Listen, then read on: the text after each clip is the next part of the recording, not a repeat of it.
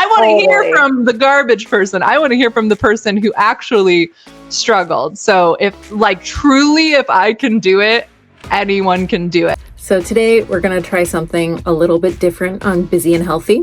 This is the first time I'm actually having a guest on the channel, and I'm really excited about this conversation. My guest is Katie Day. She's a habits coach. I met her a year ago in Boise at a conference, and I was just blown away by her. I started to study habit change through neuroscience. I went on a radical elimination diet, no sugar, no alcohol, and no complaining. It's been on my mind. I have to have her on the channel. I just think you guys are going to be so inspired by her. She has so many cool things to say about habits and how they can incrementally change your life and help you support your goals. I just think you're going to be really impressed and blown away.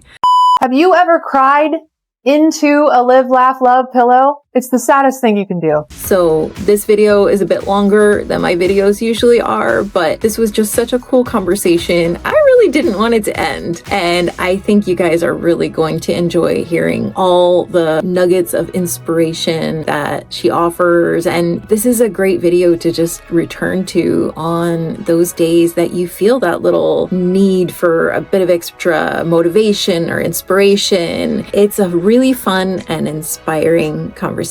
So let's go meet Katie Day. You don't wait on anyone else to give you permission. We're done waiting.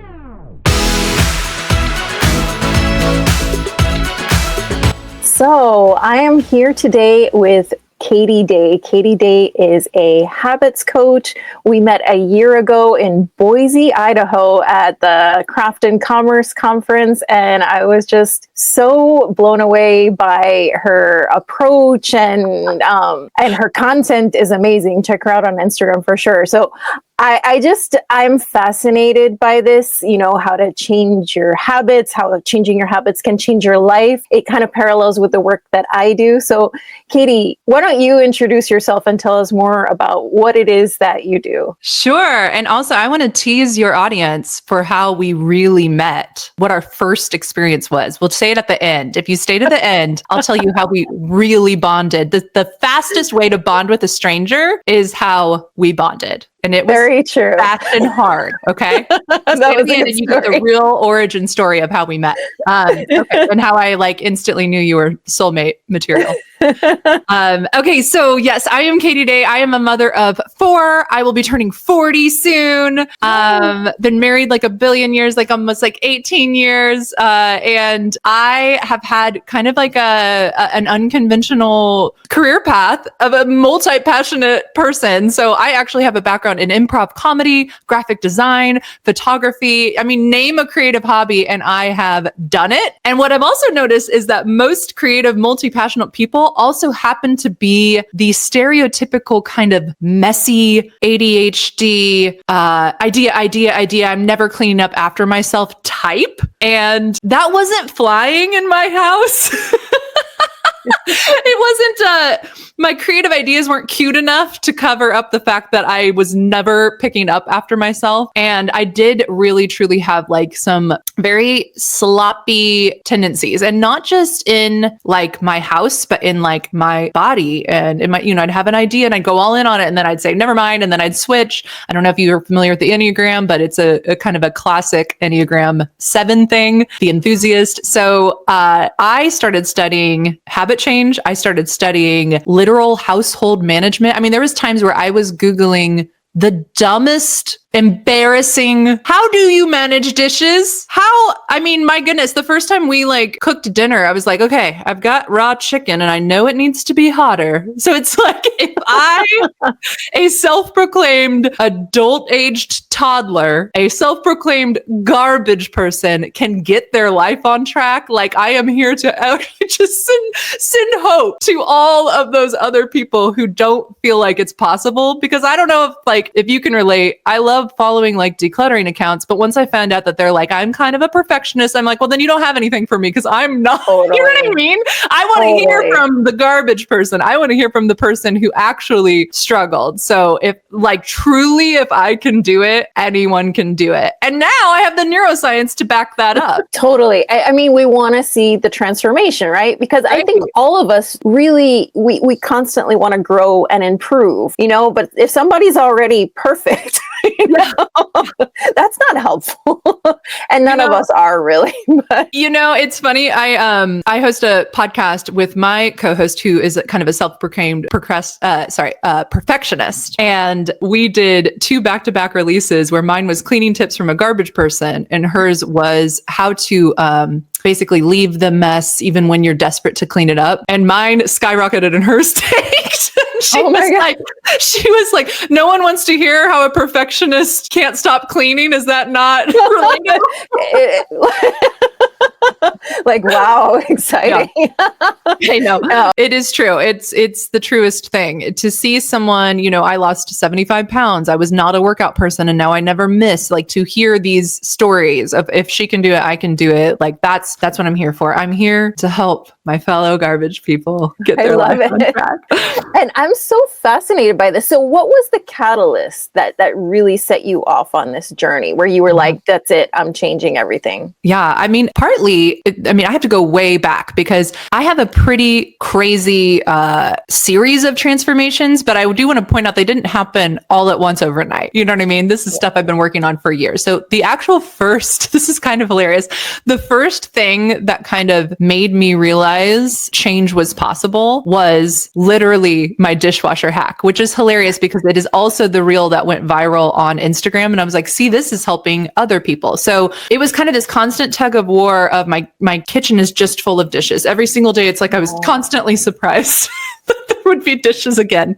And if you want to cook at home, then there has to be dishes. So it's always this chain reaction. Like I want to be healthier, so I'll cook homemade meals, but now I have all these dishes and now I feel like my life's out of control. Since my life's out of control, I'll just go get takeout. Like it's truly the truest thing is like you have to start with one thing and get that kind of system running. And then you can start building and building and building. And so I literally, like I told you, Googled like dish management and I came across this idea of what if you just stop overthinking this? Because that's usually what's happening in a creative brain. It's just you're giving it so much thought when some of these things just need to be automated. Like I never want to think about dishes the rest of my life, right? It doesn't deserve my creative energy, right? I want to reserve that for other ideas. So I read this hack that said, what if you just run the dishwasher every single night, even if it's not full? And I was like, oh, isn't that bad? Isn't that bad for the earth? Like I was like making something so like, I think I can fit one more in, so I better wait till morning. But then the next morning you have 6 to put in, you know what I'm saying? Yeah. And so you're never on top of it because you're always behind. So what if you just commit to running it every single night and then every morning while the coffee brews, you empty it. And then what's cool is the rest of the day, every single dirty dish has somewhere to go. So you never have dirty dishes on your counter. But really that's dishes, right? And this is what I keep saying is it's not about the dishes. And sometimes it's totally about the dishes. It's totally about the dishes, right? And so both can be true. But what that did for me is, first of all, I committed. I was like, I'm going to actually commit to this because I had read something about try something for 2 weeks and see if it sticks. I was like, for 2 weeks, I'm not breaking. And at that time, I even like went and visited my parents, which is like a very easy, like, well, I won't do it here, but I'm like, no, I'm doing it with their dishes because I'm like carving that neural pathway and I'm like gonna be this tidy person.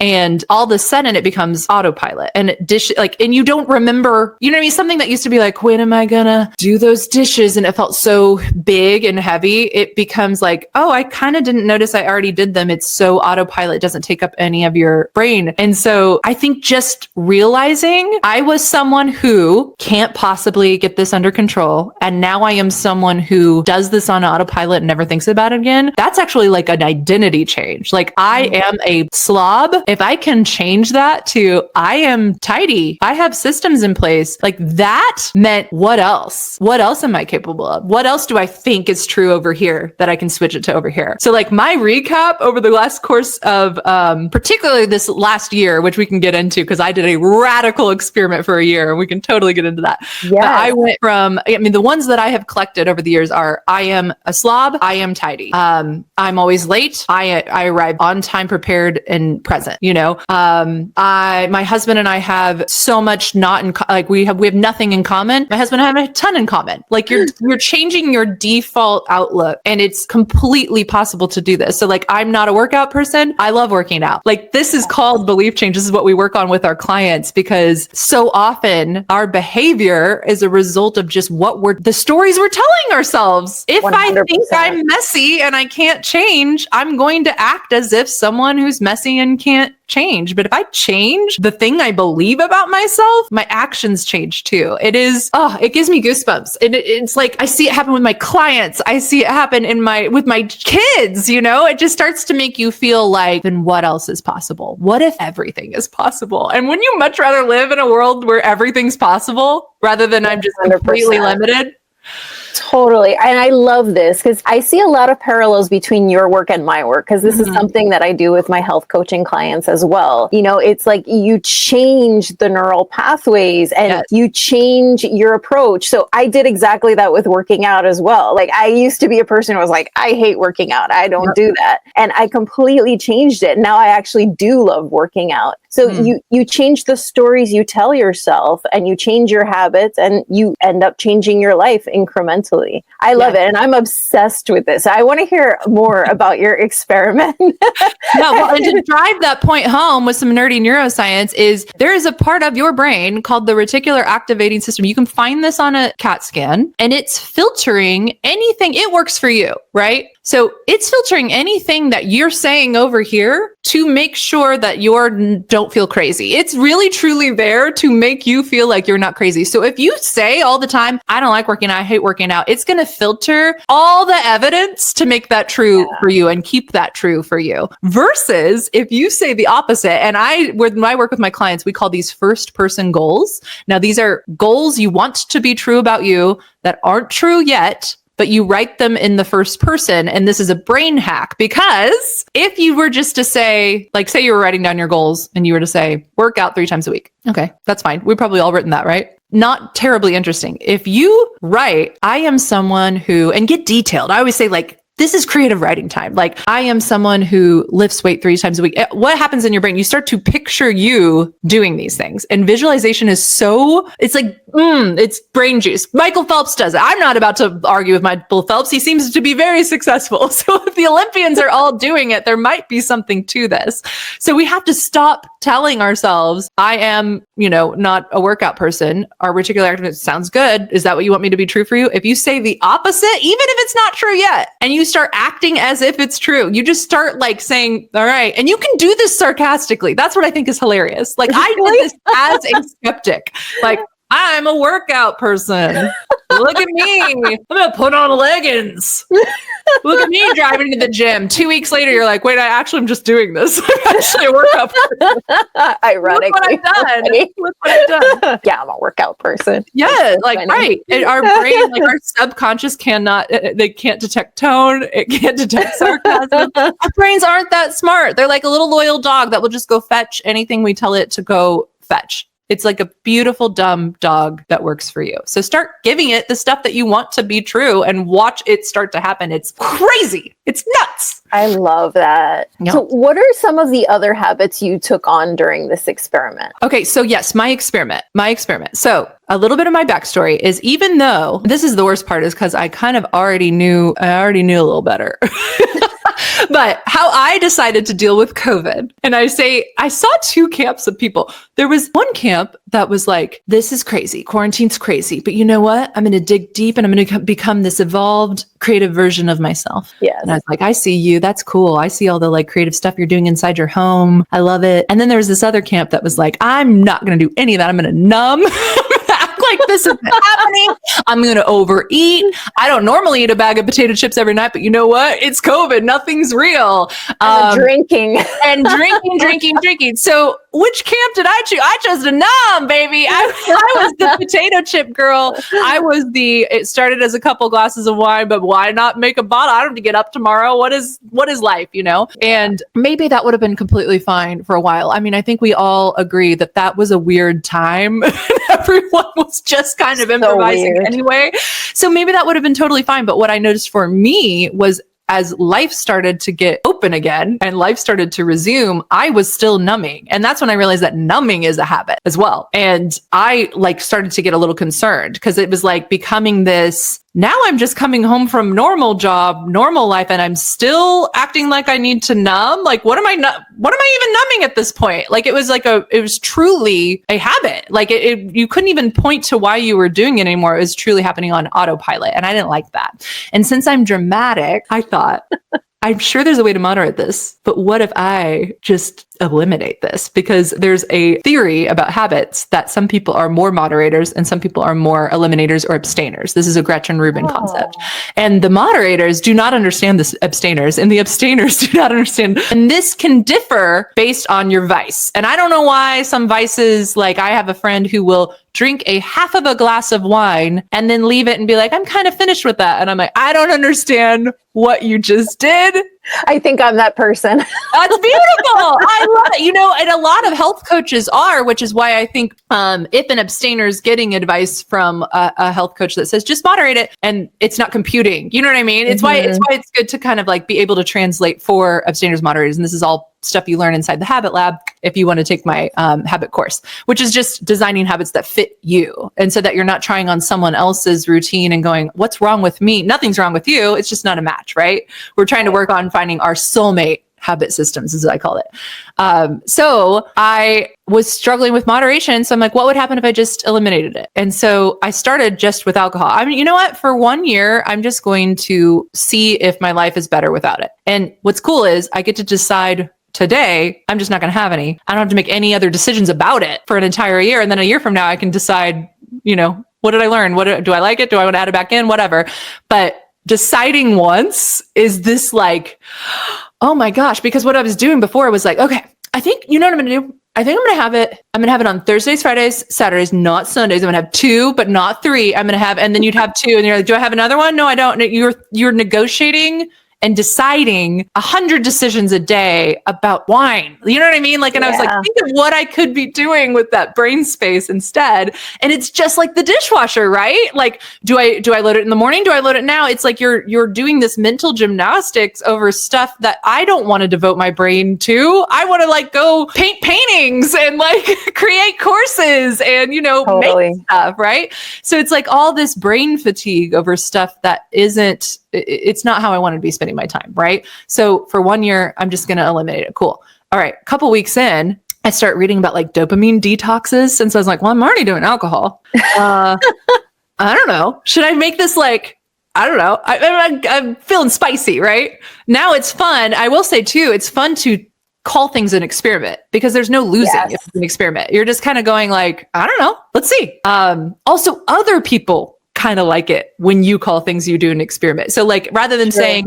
everyone, I am sober. I'm different now. And I have this identity and this label and everything you knew about me was wrong, which by the way, I don't think anyone has ever announced anything in that grandiose anyway, but but if they're like, hey, do you want a drink? Person who normally drinks with me, and you say, actually, I'm just trying this health experiment. I'll report back or whatever. Usually people are kind of like, oh, intrigued, interesting. Yes. What are you trying? You know what I mean? Versus some grand declaration. You know what I mean?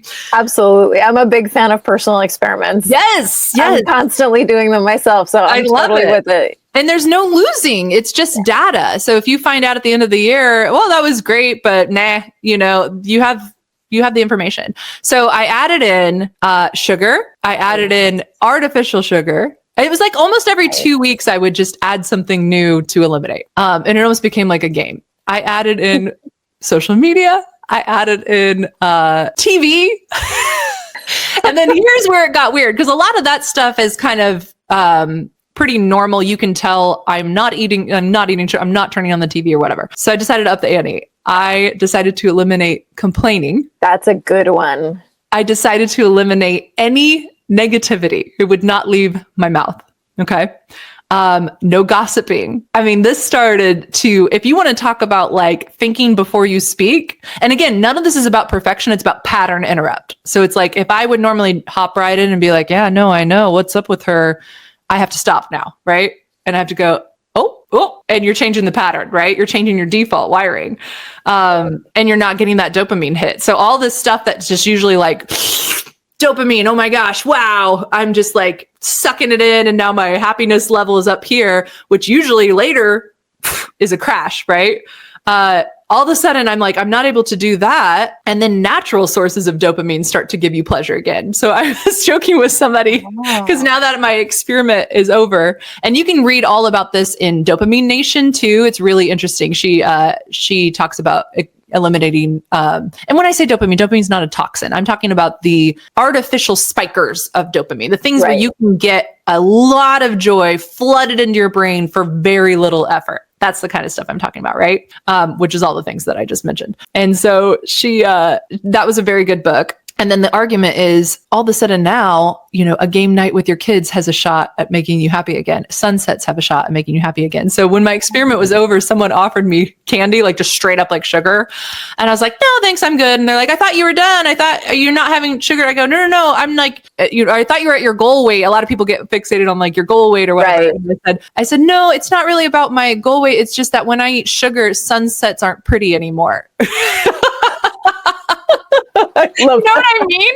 It's so funny. Isn't it true though? Yeah. No, I mean, I find that a lot with social media, I that's something that I've been working on for myself, like how to, because as part of my work, I do have to be on social media, but I don't like the way it feels when I'm doing too much of it. Right. So it's like out of alignment. Yeah, exactly. And, and then it's just like you said about the sunset. It's like, if you're so sucked into the world of social media, you're not being present and you're not enjoying that sunset or that moment with your kids. And it does take a little bit away from those things. So I think it's so valuable to at least experiment with this and at least have the openness to try it. And so for you, it was sugar. For me, it's social media.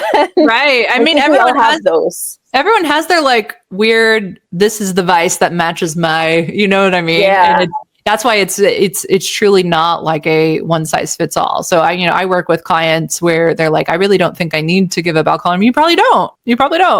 I did. Bad. Yeah. But it's really unique to each person, So all that to say, I will say how fast this can actually recalibrate is pretty cool. So if anyone's like listening and they're like, this feels really overwhelming and how long before sunsets are pretty again? For alcohol, for something like as intensely as I was consuming alcohol, it probably really did take a full 90 days. But for some of these other things, you'd be shocked. Like a couple of weeks in or 4 weeks, I think seems to be a pretty average response. Like, because the first couple of weeks, you just feel uncoordinated. So if you're somebody who always checks social media before bed, it's not even necessarily like, oh my gosh, I'm having this intense withdrawal. It's like, oh, I don't know. I'm uncoordinated. I don't know I don't know what my routine is now. You know what I mean? Once you start to feel coordinated again, like I've now replaced that with like a pretty cool skincare routine or whatever, you kind of start to build this confidence of like, look at me doing something a little countercultural. And you start to feel this like, I said I was going to do something and I'm sticking to it. And you get this confidence that comes from like honoring your own commitment to yourself, Totally. Which is really cool. And then for me, around like the 60-day mark is when I started noticing, oh my gosh, I have like space in my brain again because I'm not at war with the how much, too much, when, where, that whole idea of deciding once. It just freed up this like, oh my gosh, all of a sudden I'm having like ideas again. Because it's like, I don't think I had a good idea in a couple years, It's I like, know what you mean. Yeah. And suddenly you're like, oh, because I'm not using all of my creative power to try and regulate all these things I was over consuming, I have space. And this is kind of exciting. And that for me is when I realized, oh, I think I know what's next for me now. And that's when I decided to go and get I actually got 5 certifications in habit change so that I could start working with people. I love it. I love this stuff. And that's what I'm doing now is actually walking people through who are like me, start to take, the next right step. Wow. And so what is the process if someone comes to you like, okay, I want to change my life. What do I do? I say we just need one 60-minute session and then we're done. And then it's done. So what I teach in the Habit Lab, which is where my signature course is there's nobody that's still sticking to something like a year later who hates what they're doing. We are wired for reward. Like if you think back in caveman days, like we are supposed to run from tigers and walk toward berries, right? And if there's no reward or joy in your habits or what I call your systems, you're not going to stick to them. Like, do you know anyone who's still working out a year later who actually hates it? Like hates it? No. But what I would argue with them is you've got to find, it's a custom job, right? So what we do together, it has a lot to do with digging deep on finding their personality type, on finding their motivation style, and finding their values. If you don't know, if you've not done like a values exercise where you even, oh my goodness, like that would be like a beautiful first step into like self-inquiry. And for me, 2 of my values I used to be like embarrassed by. One is fun and one is beauty.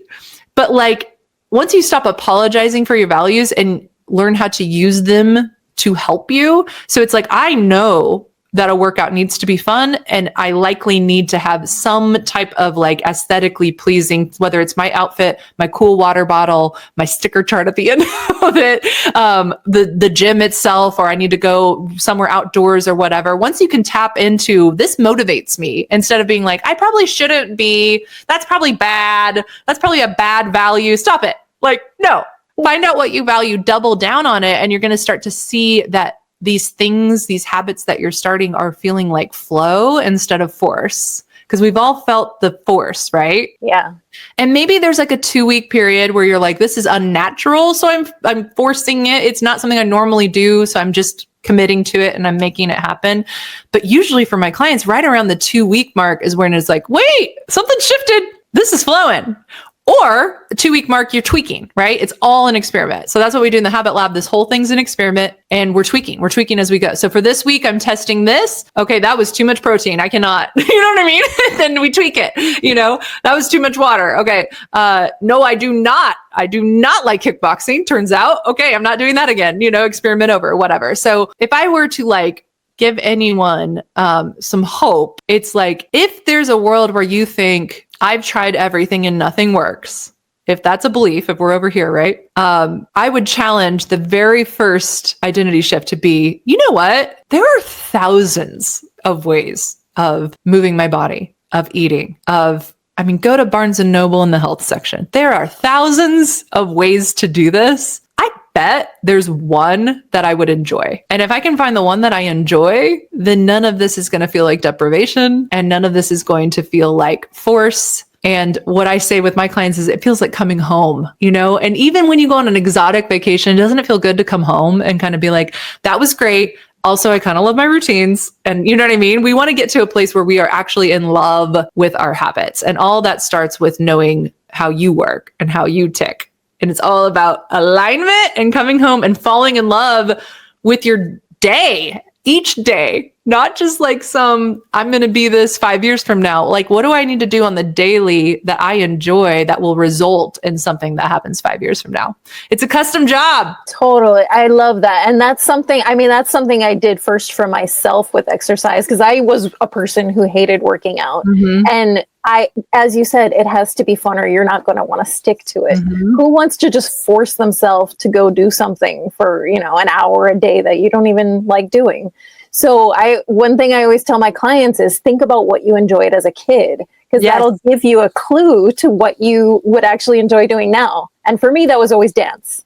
Ooh, anything so with dance. what's your workout? Tell me everything. Well, I am not a person who can do the same thing all the time, so I switch it up all the time. I do strength training a couple times a week, but then I also do salsa classes. I do pole dance. I have a pole in my bedroom. Yes. Everybody makes fun of me for it, but That's the best. pole is an amazing workout. So yeah, dance is always my entry. Even when I'm doing strength training, I put on music that I like to dance to. Yes. I love that. And you're literally like, as you're talking, you're like lighting up. Like that's, if you're listening and you have not felt the light up, keep working until you do. Like you deserve it. You deserve to find movement that makes you beam like Amalia just did. I love it. Yeah. So, of all the habits that you took on during this experiment, which would you say were the most profound, like had the most profound effect for you? Okay. Well, this is where I get probably like a slightly different take on habits is I also really found that marriage is a habit, right? And I'm someone who intensely like, I know people who are like, you know, oh, I got into like a little tiff with my husband this morning, but I can compartmentalize that and go on and have a good day. One of my top values is my relationship. So if that feels off, everything just feels a little bit off. Like I don't love it when my relationships are off. And so what's really interesting is like, as we're discussing this, what we do every day results in our lives, right? And so what we do every day in our marriage results in our marriage. Marriage is a habit. Right. Yes. And so when I eliminated complaining, eliminated negativity, when I started to write down the first person goal of I have a soulmate marriage, my husband and I have so much in common, what I noticed was I showed up differently. It started to reprogram any, you know, I think when we're living in community with somebody, it's very easy to kind of nitpick and bicker and blah, blah, blah. And you can very easily have your default start to become negative. Like your partner walks in the room and thinks, how are they going to disappoint me? You know what I mean? And I don't think any of us would admit that that's the thought, but it can very easily happen, especially if you're in the thick of raising kids and, you know, every now and then it's clumsy and you're kind of parenting over each other. Like there are seasons where it is way difficult to live in community with somebody. So once I started rewiring my default from negativity, truly, to positivity, giving the benefit of the doubt, waiting and listening, letting him have an idea and just say his idea without being like, well, I don't know if that's going to work. It's like, he didn't need to know if that was going to work. It was an idea he had, you know what I mean? And what I do think is really interesting, and I did post about this on Instagram and it got a pretty big response of the difference between complaining and requesting. And so when you eliminate complaining, it doesn't mean, well, I won't say what I need. I won't advocate for myself. It doesn't mean that. It means that when you use your words, is there a way to do it where you are pretty clear, you're pretty respectful, you know what you want? You know, a lot of people are kind of like, I know I don't want that. And then the person can't actually help. But if you do the work to be like, here's what I need, and you really know what you need, and you can convey that to someone, then that gives them a chance to actually help meet your needs. And then what I say is be so grateful when that does happen, that you become someone people love to help, you know? And that's the difference between a request and a complaint. A complaint is kind of like nagging or just grinding or just everything's on fire or things like that. Like it's kind of a constant feeling of venting with no solutions. Requesting is like, I've thought this through. I do have a solution in mind. Here's what I need. And you'd be shocked how a lot of the times you can get your needs met when you know what they are. So true. But sometimes you have to do the work, right? It doesn't do you any good to dump onto your partner. I'm not happy. Good luck, you know? Like, fix it, you know, versus I'm going to get quiet and try to figure out why that triggered me. That really triggered me. Okay, what's that about? Okay, what wound is that hitting up against? Okay, what nerve is that hitting? Okay, what do I think I might need to change? And maybe this is like a completely safe brainstorm you do with your partner, but you know, a lot of times there's some work to do before you ever open your mouth is what I learned. So when you eliminate complaining, you get really good at introspection. So true. And then you use your words for action. You know, it doesn't mean you never say what, like, I didn't like that, but you're using your words to actually take steps and move forward. And it's wild how much you can change when you do that. And so, yeah, I think the most surprising part of the experiment was how it radically changed my marriage. He's great. Oh my gosh. Wow. He's a delightful person. I think he was probably the same person the whole time. Isn't that amazing? Like a whole yeah. Yeah. No, I love this. And it's so true because I think that people have a tendency to, want their partner to kind of just fix it, like I'm not happy, therefore it must be something in the relationship. And the more we learn about ourselves and the more we take responsibility for ourselves and our own happiness, then your relationship can thrive because really nobody can make anybody else happy. It's an inside job. Right. I remember I read a book when I first got married. I was a newlywed, and I read this book called something like How to Fix Your Marriage Without Talking About It. That's an intriguing title. Yeah. Well, because I'm a big talker and my husband is not. I mean, he loves to talk, but not about like the relationship he's sure. Like most men. And so, when you first get married, you're like figuring out all these differences. How do you live together? How do you do things together? And this book was just so profound because it really, it talked about what a lot of what you're speaking to right now, taking responsibility for your own happiness and also really just holding positive thoughts for your partner throughout the day. Like, noticing the good rather than the bad. Obviously, you can talk about things that aren't working, here and there, but the more you're focusing on that person as your friend, your friend and your partner and holding that love for them, it really changes it, because you're not going to get anywhere with resentment. Right. So if you're able to talk about a problem while still holding love for that person, you can get so much deeper and you get over it much faster. Mm-hmm.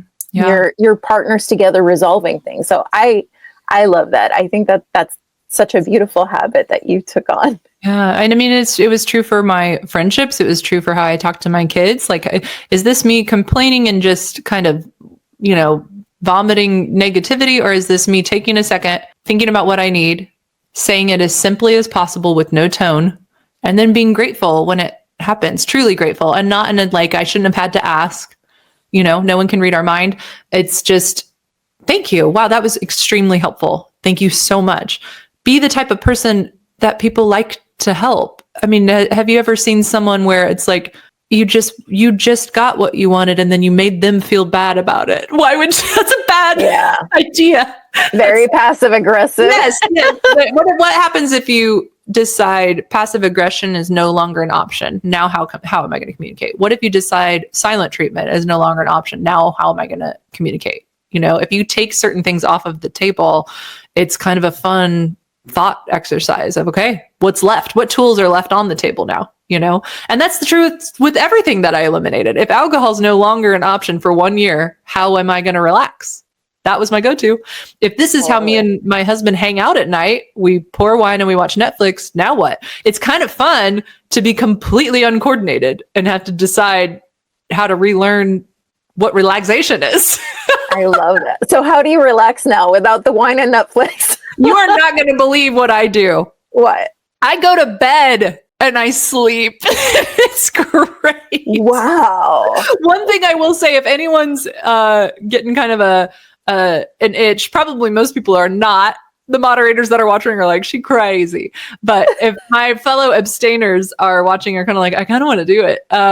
Plan to sleep, especially in the beginning when you're like recalibrating, but I am someone who needs really, really good sleep. And you also do improve your sleep when you're cutting all of these things. I mean, all of these things, right? I mean, you've heard I'm sure every Huberman podcast on alcohol impacts sleep, sugar impacts sleep, blue light before bed impacts sleep. When you eliminate all of that, you're like, oh my gosh, I am so rested. This is crazy, So I truly do feel more relaxed in general. Another reason is there's a bunch of science behind, alcohol actually is a depressant. It relaxes you for the short term, but for 48 hours, it's actually releasing all those hormones that do lower your mood. So I actually don't feel the need to, unwind or numb or relax as much as I did, because I'm kind of a low key in a state of relaxation most of the time now. You know what I mean? My life's not as stressful because I'm not putting all of these stuff in my head. But things that I do for fun, I love to read. I actually do love my strength training class now. It's amazing when you start feeling strong, right?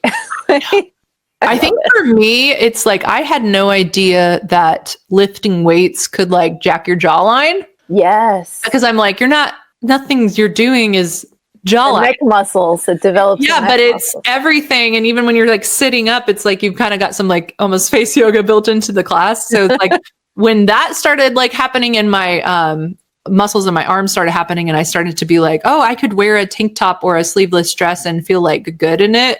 That's when you start to get like kind of addicted. You're like, oh, I could be like a 40-year-old with jacked arms. Oh, okay. All right. Let's do some more of this. Yeah. I don't have to just, like my face was always just super puffy because it was always inflamed because I was always over consuming alcohol, and I found out dairy was inflaming me. I eliminated everything. Oh my gosh.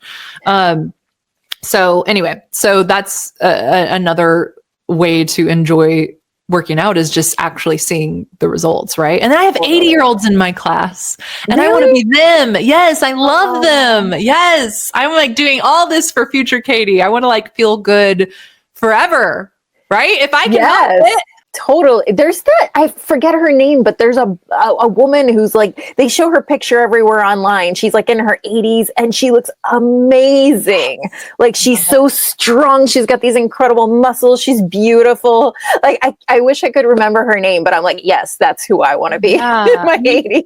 Yeah. And you start counting non-scale victories, about like, oh my, I have more energy now. I used to feel like I needed to go to bed at like 2 p.m. or take a nap or whatever, or I feel this desperate need to unwind a second. It's 5 p.m. It's like, oh wait, I'm feeling really good, and my skin and my skin is like glowing, and like, I don't know. It's good stuff. So like, if you can just get the ball rolling, assume that there's something that will work for you that you will enjoy. And then count every single win. Oh my gosh, we have to start counting our wins. You know what I think happens is we count all of our losses easily. That's like we're just like, I screwed up here. I said that thing weird. You're constantly like withdrawing. If you think of it like a pile of poker chips, your self-esteem is a pile of poker chips, right? And so anytime you do something you regret during the day, however tiny, and we love the tiny ones, don't we? You withdraw a poker chip. But what we have to do is we have to count every single win, because every time you get a win, you get to add back to the pile. So if you're withdrawing from an empty pile, it's not going to work, right? And so we have to count every single win. But I think the reason we don't is because we're like, well, doing the dishes isn't a win. That's what adults should do. And we don't count it. Count it!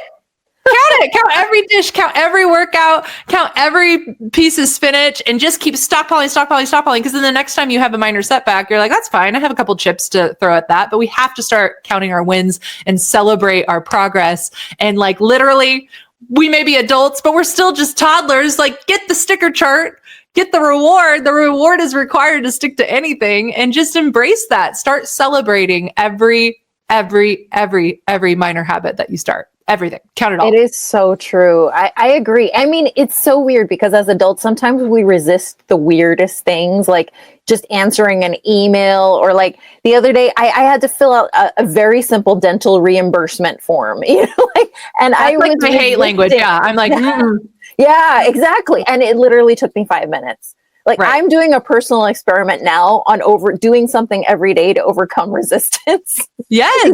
And just these silly things. And every time I do something, I feel such a win. Oh my God. It creates momentum. Yeah, it creates momentum. So yeah, if anyone's like wanting to start a habit and they have 10 ideas and they don't know which one, I would start with like the lowest hanging fruit. Or like say you're decluttering a closet, what's like the easiest win? Because the second you have a win, it's going to create momentum to keep going. So like it's a great idea to start with low hanging fruit and just get that reward starting to flow. I think that's a so great true. experiment. I love your experiment. Yeah, and it forces me every day. It's a 30-day experiment. So every day I'm like, all right, what am I taking on today? Yeah. I love I'm that. almost a little afraid of it, but I think good things will come from it. That would pair really well with Mel Robbins' 5-second rule. Do you know that one? No. So it's all about activation energy. So the hardest part of anything, we all know this, the hardest part of anything is the first thing, starting it, right? So if you picture a big boulder, it's like heaving it to go toward the hill, and then now it's rolling, right? But that heave, that's the worst part, right? And so in Mel Robbins' 5-second rule, she literally started challenging herself to getting out of bed after she saw a clip on a commercial of a NASA rocket where it was going 5, 4, 3, 2, 1, and then the rocket goes off. She's like, I'm going to launch myself out of bed tomorrow by counting down by 5.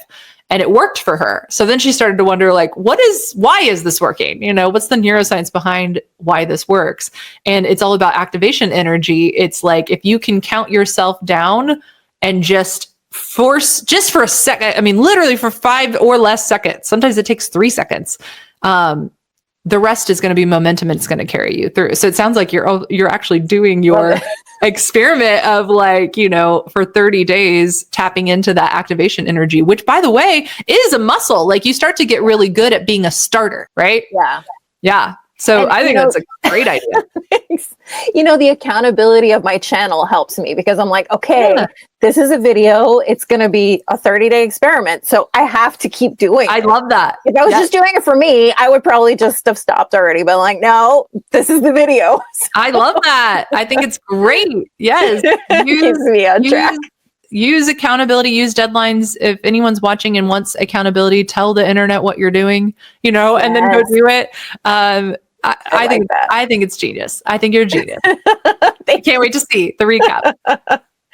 So you have 4 kids, is that correct? Oh, yeah. You're a mother of 4. So one of the things we talk about on this channel, Busy and Healthy, is how to manage all our goals, health or otherwise, while juggling all the things we have to do. So as a mother of 4, how do you do this, maintain all these amazing habits? Oh my goodness. Well, they're all older now. So I will also say, know your season and plan accordingly. So there was a time where I was, oh my gosh, just so many things I should have done differently. I was a stay-at-home mom working from home and trying to homeschool. That was a season of chaos. Wow, that's a lot. But I should have asked for help, right? I had all this anxiety about I can't ask for help, and I can't, there was a lot of mental blocks that I had going through. But if anyone has super young kids in their home right now, tales from the future, I have 4 kids. The youngest is 7. The oldest is 14 and a half. If we want to go on a date night, we have a babysitter that lives with us. This is this is a new season, if we all get in the car, my kids all buckle themselves. And if someone forgets their coat, they go back in the house and get it and come back out and zip their own coat. We're in a very independent, I know. Wow, right? Future goals. It is going to happen, right? But I've also been there in the season where you're like, this is actually insane. And so for any mom that's in that season right now, I would also like to point out that this whole modern woman thing that we're doing is really kind of insane. I won't go into the monologue from the Barbie movie, but I could, you know what I'm saying? So do you have a full-time job and you are taking care of a household and you're also trying to never miss a workout and you're not, let's start to really think about what's reasonable and possible and baby step this, right? Take your expectations, lower them a little bit and then lower them again and then lower them one more time because, this is not about perfection. It's about what are the gold star habits that will fuel everything else. And so for me, I used to think I don't have time to work out. That's the easiest one to cut, right? And so I started researching the science behind what it's like to move through life in a strong body, right? And so I was able to reframe, wait a minute, if I am stronger and energetic, that is actually an investment in the rest of that entire to-do list. So what I used to think was, I don't have time to work out. I now look at my to-do list for the day and I think, okay, that's a lot to do. I don't have time not to work out. I don't have time not to work out because workout Katie's going to have to pull off the rest of that list, right? So true. Or eating. That is actual genuine fuel. And one of my first person goals is I only put the highest quality fuel inside my amazing body. The reason why I like to phrase it that way is because it's nice to my body. You know, it's so easy for us to just like pick on our body and nitpick our bodies and be really mean to it. Like just talk about it like we would never talk about our friend's body. So I like that as a first person goal, but I do also really like reminding myself that like food is fuel. So if I can prioritize my body being stronger and the fuel I'm putting into it actually equaling energy, that to me is a worthy cause because it's going to make the rest of the to-do list go with the grain. It's going to multiply my energy. It's going to multiply. So even if it feels like it's taking time, I think a lot of times we get really focused on time management when we should be thinking more about our energy management. What can I do that's going to multiply my energy so that I am like a to-do list machine, right? And I can't do that on Dunkin' Donuts and, you know, no muscle mass in my body. I can't do the rest of the to-do list in a happy way, in an energizing way, if I don't have some good stuff going on in my actual body, the one body I get in my life that's able to go make me do that to-do list. You know, I gotta invest there. So it's a top priority for me now, but I had to do all of that work because it used to not be. You know, I lost 75 pounds and was not a workout person. That's amazing. It's taken a lot of retraining to believe that is a worthy cause, that I'm a worthy cause, that my human body, the one I get, is a worthy investment, you know? 100%. I so feel this is I have an autoimmune condition, and that's what the catalyst for me was, and actually paying attention to my health. And if I don't take very good care of myself, forget it. You know, I get terrible fatigue. That's part of Hashimoto's, my autoimmune condition. So that's the first thing that happens to me when I don't take care of myself, extreme fatigue, and then I can't do anything. So I constantly remind myself when I think I don't have time to, you know, prepare something healthy or work out or, you know, take my vitamins. You know, what's going to be the consequence? The consequence is no energy to do all these things that I want to be doing. Yeah. And, you know, so when we're actually taking care of ourselves, we're automatically starting to set ourselves up for success. It's so good. So and it's, if you're a mom of young kids, I get it. And I think the only way to actually do it is to ask for help. And I did not ask for any help for a really, really long time. So don't be like me. Learn from my mistakes. Ask for help. We used to live in villages. So yeah. We used to live in villages. Oh my God. Yes. I think it's very hard for women too sometimes. And, you know, the way our lives are kind of set up nowadays, it sort of makes you feel like you're supposed to do it all. But it's very hard to do it. You know, I mean, my mother-in-law, you know, lives with us right now, and it's such a huge help. It's amazing to have her here. And then my daughter has her grandmother, you know, I am sharing the cooking. It makes it so much easier. So I'm a big fan of that. Whatever you can do to get a little more help, whether it's hiring somebody, having a family member help you out, you know, we need to. There's that expression, you can have it all, but you can't have it all at the same time. And you can't do all the things at the same time. And what a lot of pressure. And what if you were never supposed to? What if you weren't even designed to do all of those things, you know? I love it. You have a little village living with you. That's so cool. It's amazing. It's a game changer. I didn't have it when she was little. I wish I had, but now it's a great thing. And so tell me, you have an improv background. Yeah. I saw a video where you got an Emmy for an improv show you did. Could you tell me about that? Well, technically we got an Emmy because I was a writer for a TV show. And we wrote a YouTube. I mean, we wrote it for the show and then we put it on YouTube, right?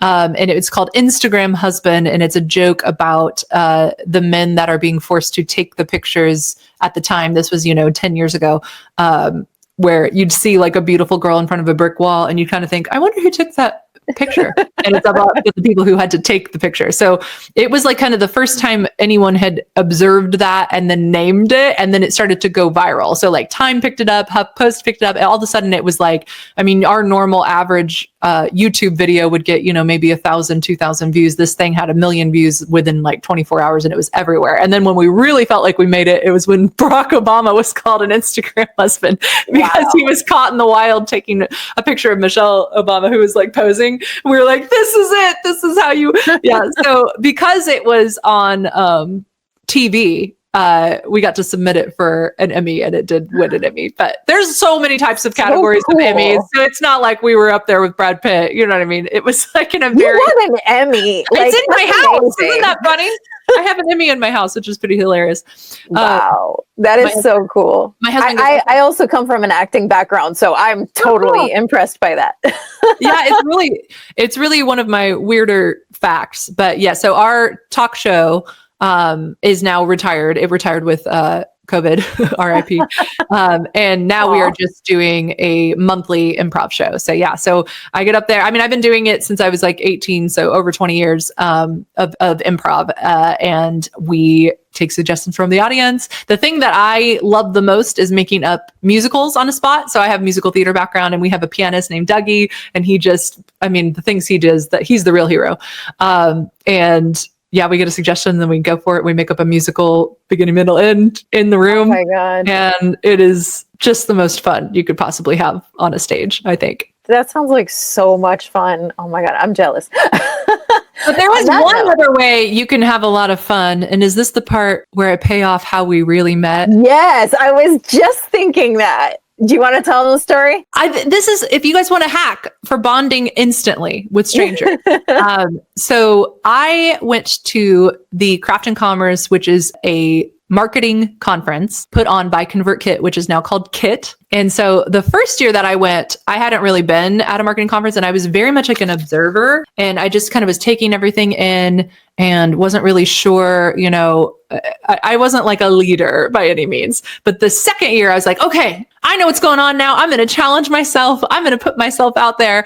And they do these user-led or attendee-led meetups. And so I was like, okay, if last year I sat back and was passive, this year I'm going to challenge myself to lead something. So I decided to, and then I thought, this is my radical year of experimenting. That's not very radical. I'll lead 2 somethings. So I actually put in the agenda that I would lead a game night, and then I would lead a karaoke night. And you were the very first person, even before the conference started, months before the conference started, you followed me on Instagram and were like, I'm in for karaoke. And I was like, yes. And so, I was the first person. Oh my God. You were the first person. So I was like, at least Molly, I got one, right? But I don't know if you guys have ever put yourself out there in some version of that, but you kind of are like, oh gosh, I hope someone shows up. You're doing it, but you're like, I don't know. Is this stupid? So you gave me confidence where I was like, it'll at least be me and her. And then more people showed up, which you like had to change your flight, or you came in. Oh my God. It was a disaster getting there. My flight was canceled. I almost didn't make it, but I was like, I have to be there. And I can't even tell you how excited I was about karaoke. I saw karaoke. I was like, this girl is cool. I had not done karaoke in years. My husband he's not a karaoke guy. He's like, nope. So okay. So when I was like, karaoke, sign me up. And I love it. You were amazing. You were amazing at karaoke. Someone told me the next day, he goes, so wait, was all this just a ruse so that you could bust out 2 hours later that you're a very good singer? And I was like, no, maybe a little bit. But you got to share with your audience your song. I remember it. Do you remember it? Oh my God.